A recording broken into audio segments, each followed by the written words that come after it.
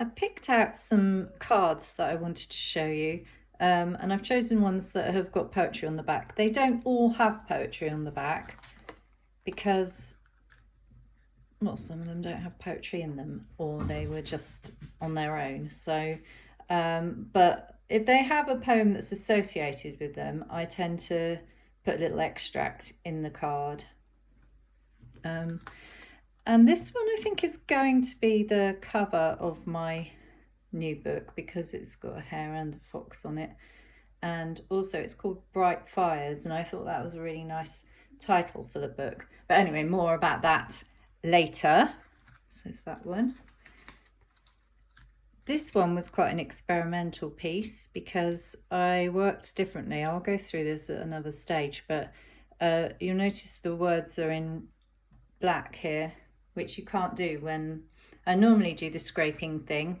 You can see the words are scraped back into the light colour, whereas this you have to let the ink sit into the oil pastel before you scrape it away.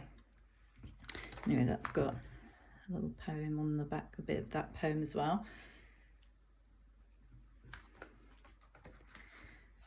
This one's interesting. Again, it was experimental, and I wanted to actually write the poem in the pupil of the eye. It's a hare's eye, not that you can necessarily tell that, but yeah, and I wanted to use the writing as the reflection. And when I was painting it, I was thinking, oh gosh, this isn't working at all. It's far too graphic because all I could see, I don't know how close I can get that without it going blurry, was all I could see was the writing, and I was like, that does not look right at all. But then when you draw back from it, it does look right. So it was a very lucky thing. This is one of my new ones, Spell, which was influenced by the star in the tarot. Oh, that hasn't actually, see that one, because it was just associated with a different poem for the book. I haven't actually written it on there, but I could probably do that next time. I probably just forgot to do it. This one I did like.